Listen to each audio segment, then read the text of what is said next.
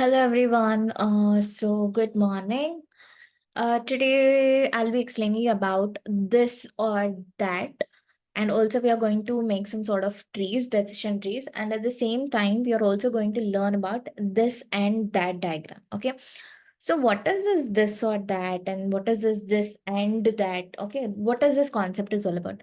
Basically, these are related to probabilities, and how do you represent these probabilities in the format of a tree? Okay, so what is that tree? What is that probability? Everything I'll be explaining you in this answer. Okay, as you can see, the first thing, let's talk about, I'll be reading out each and everything. Okay, but first I'll make you to understand the problem, and then we'll move on to the theory part. Okay, that is how let's do that. So let's understand that there is an example for it. So basically, there are two decisions over here. Okay, as you can see, this is the diagram we are going to talk about. Okay, so first you're going to start, and there are two decisions, and each decisions has like two outcomes. Okay, something like A1 and A2. Okay, here also B1 and B2. For decision second decision, you have B1 and B2. For decision one, you have A1 and A2. Okay, so what is a do you see there is a braces? I mean, there are brackets, right? So those brackets, you are representing the probability that 0.6 is a probability that the outcome A1 will occur. Okay, 0.4 is a probability that A2 will occur. Clear? Now, 0.7 is a probability that B1 will occur. 0.3 is a probability that B2 will occur. Okay, these are the probabilities that your these are the outcomes, and also there are related probabilities are in the parenthesis. Okay, and these are related to the decisions. Clear with this point? I hope you understood this decision tree. Okay, each outcome has a certain probability. Okay, they are represented with numbers. Okay, now the same thing they have mentioned over here. Here, decision 1 and decision 2 are the decision point with branches. Okay, and A1, A2, B1, B2 are the outcomes, and 0.6, 0.4, 0.7, 0.3, whatever then in the parenthesis, it is nothing but probabilities. Okay, now in this or that in this scenario, okay, basically I told you that you're going to use probabilities, right? So it's related to each possible outcome, and basically what you will do is you will just multiply that. You are representing that each suppose I'm rolling a dice. Okay, how many sides will be there? Six sides will be there. Okay, what is the probability that one will occur? It is 1 by 6, isn't it? What is the probability that two will occur?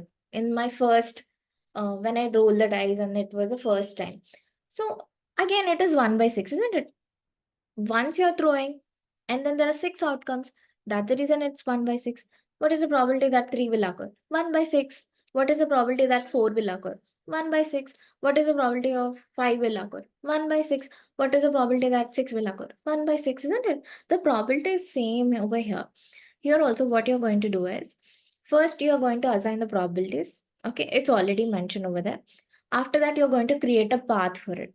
Okay, how do you create a path? You have to multiply with start and then probability of A1. Start in the sense, it's here we are going to take up 1 into 0.6. 1 into 0.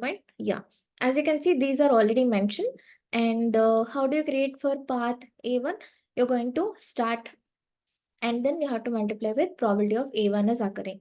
1 into 0.6. What you will get? The same answers you will get, right? You're going to multiply with 1 because it's an equal probability. And every time the chance of each number occurring is will be 1. Something like just now I told you, the probability of occurring 3 is 1 by 6. 1 by 6. The probability of 4 occurring 1 by 6. Isn't it? Every time 1, 1, 1, 1. So the probability is same for everything. It is equal. So that's the reason I'm multiplying with 1 into 0.6 and all. Okay. Once you get the overall, like the path, once you calculate the path, now you have to get the overall probability. These answers are overall probability. What are the answers you got? 0.6, 0.4, 0.7, 0.3. Those are the overall probabilities. So the probability of outcome for A1 is 0.6, isn't it? For the complex diagram, you can just take up this. Again, A1 has two scenarios, that A1A, A1B, something like that. Okay. And each has a probability like 0.5. They have divided. So ignore this. If you want to mention in the examinations, you can also mention. It's not a big deal. I hope you understood. Okay. Now, I told you that let's move on to the theory part first. So analyzing this or that diagram using probabilities involves treating it like a probabilistic decision tree, isn't it? Every time you will see a probability of that particular outcome which is occurring, right? Now, each decision point has associated with probabilities for each possible outcomes, isn't it? Every decision has an outcome, and each outcome has probabilities, isn't it? Yes. Yeah.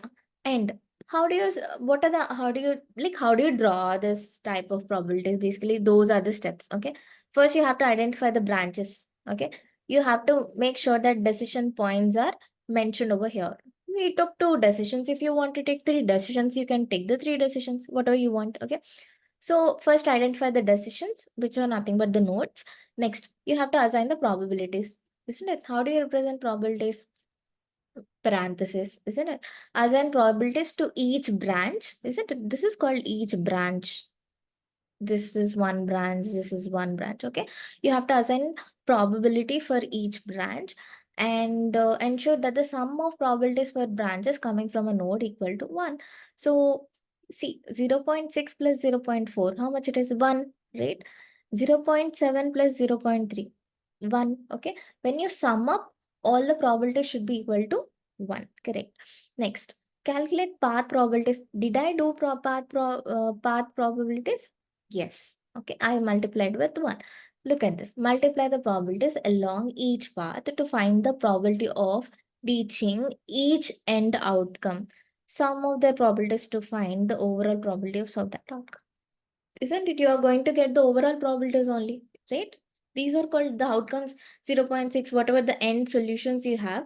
These are called overall probabilities only. For that only, you are going to calculate what path probabilities, right? Yeah. Now, this is an example. I hope you understood this or that diagram. Okay. That means each probability has an equal chance of occurring whenever you're just doing that particular event. That is what it is. Okay, nothing more than that. Let's understand this and that answer. I mean, this or that probability is done. Now we will move on to the next concept, which is this and that in the next video. Thank you so much for watching. Bye bye.